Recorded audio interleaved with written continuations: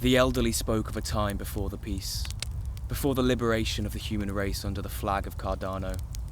Before the Voltaire era and the great stake pool, men fought each other for land, property, and honour.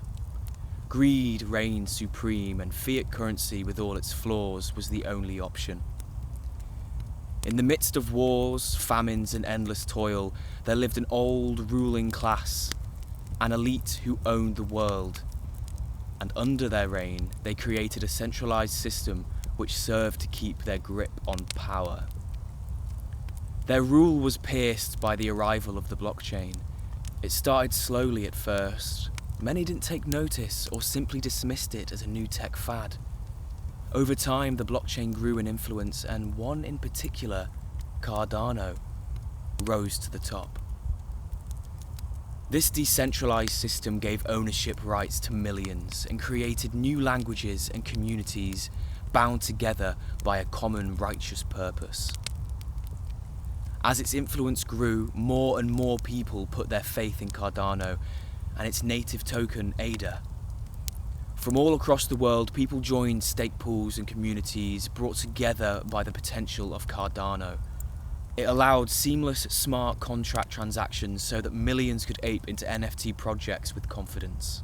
Over the years, the Cardano ecosystem developed to the point where there was no need for the old ways. The young, saddled with debt of falling nations and out-of-touch governments, cast off their allegiance to their nation-states and instead opted to commit themselves to the Cardano blockchain. The Cardano ecosystem purchased common land and invested through the Great Stake Pool DAO in new technologies to overcome hunger, climate change, and to solve the age-old human problem, spaceflight. By the time the old elites, the tech barons and aristocrats, realised what was happening, it was too late.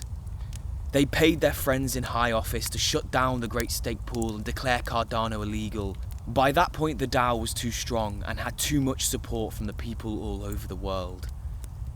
In a silent, bloodless revolution, Cardano replaced the centralised authorities and everyone, even the elites, joined in, and there was peace. The DAOs allowed the best scientists and engineers to focus not on weapons of war, but of the tools of progress. Our capacity for space travel increased, and we've created hypersonic jets that could travel light years in a matter of minutes.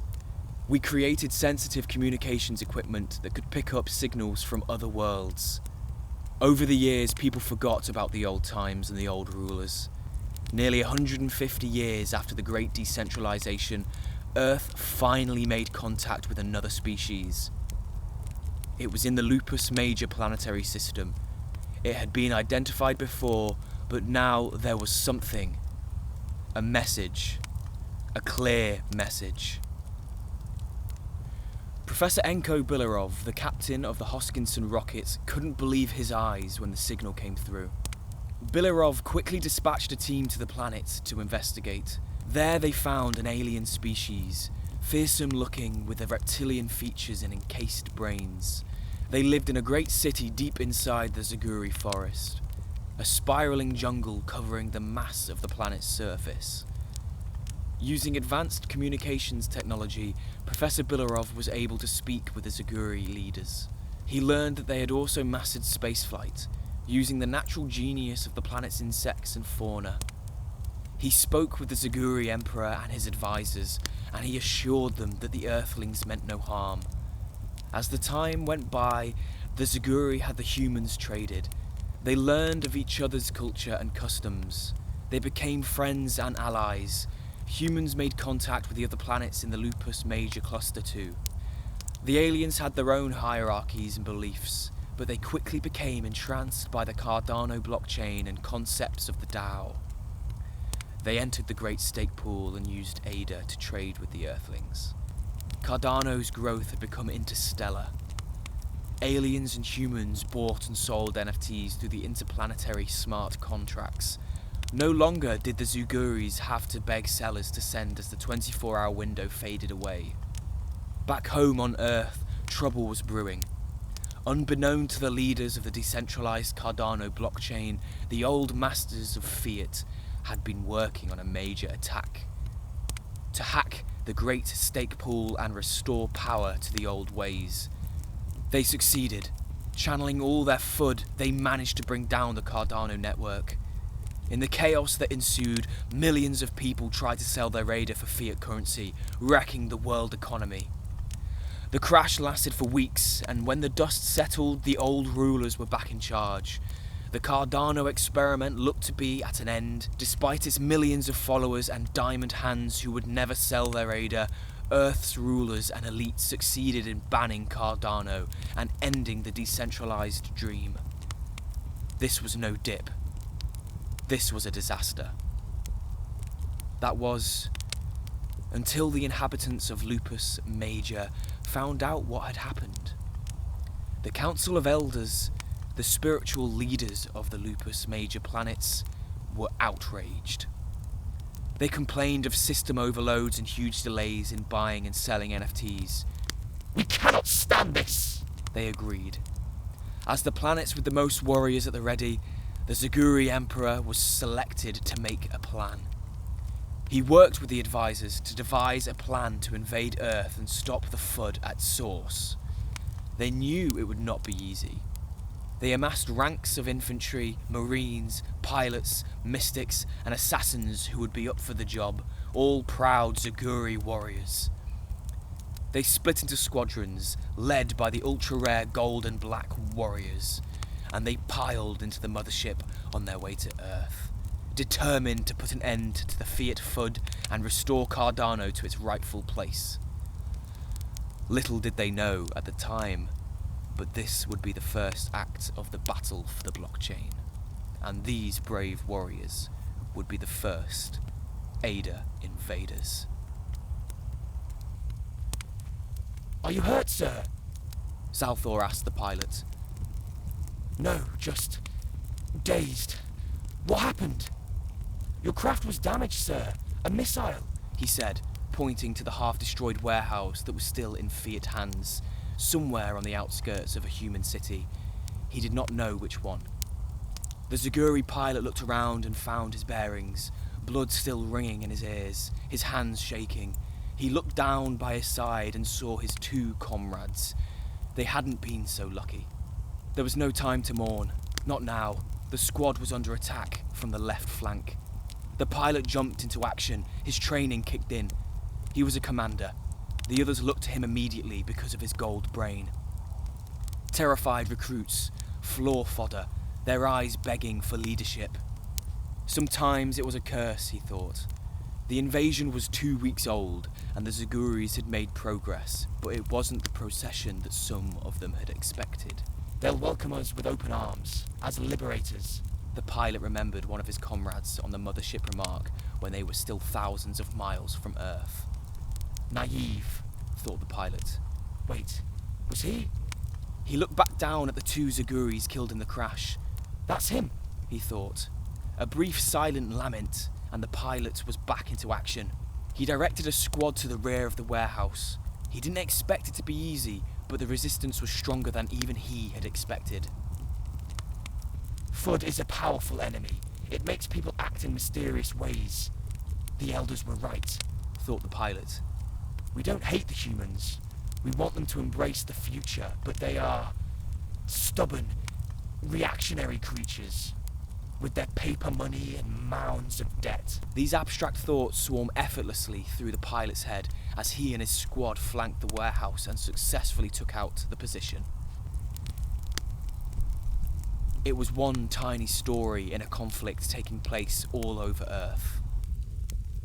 As the Zaguri Emperor strolled back and forth restlessly in the mission control room in his headquarters, he knew the suffering his warriors were enduring, all for Cardano. He stopped briefly and raised his finger, as though he was about to say something. His guards and advisors waited, ready to provide their counsel, but he just took a deep breath, turned, and strolled back the other way. A huge portrait of Charles Hoskinson hung on the side of the mission control room wall. The Emperor paused and stared intently at the painting.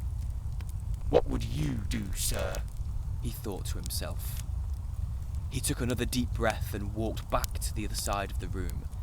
The Fiat clique was so much stronger than even the Emperor had expected. Zaguri intelligence had suggested that the Earthlings wanted Cardano as much as the species of Lupus Major, but still they fought fiercely. The Earth's self-appointed leader, a man by the name of Emmanuel Silverholm, had successfully infiltrated the minds of the Earthlings with bitter lies.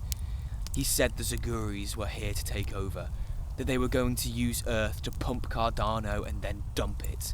He even said that Cardano didn't have smart contracts. How do they believe all this stuff? The Emperor said out loud. Sir? Said one of the guards. The Emperor had forgotten he kept this train of thought to himself until now. This invasion will not be easy. That much is clear. The Emperor began. His guards and advisors nodded in furious agreement. We need the support of our allies, yes, but even more than that, we need a grand treasury to fund the invasion. The Emperor was in full flow now, his small audience in the mission control room hanging on every word. But more importantly, to deliver his vision of a decentralized world, he said, pointing to the portrait of Charles.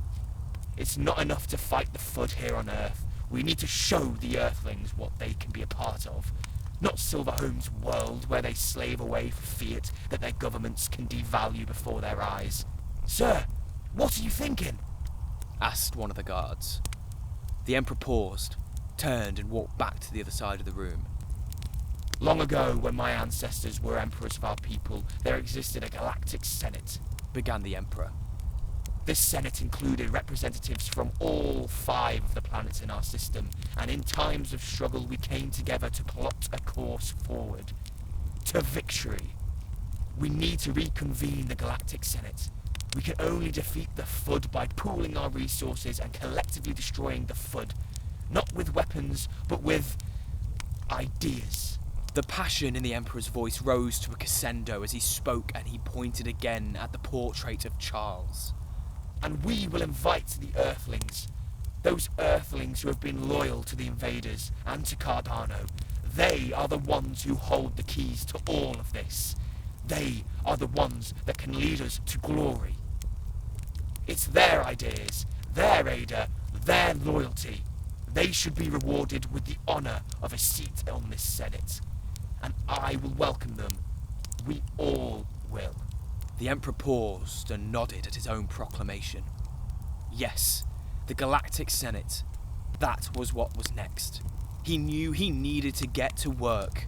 Before turning to go back to his office and send word to the leaders of the other planets to begin creation of Senate nodes, he looked one last time at the portrait of Charles hanging on the wall.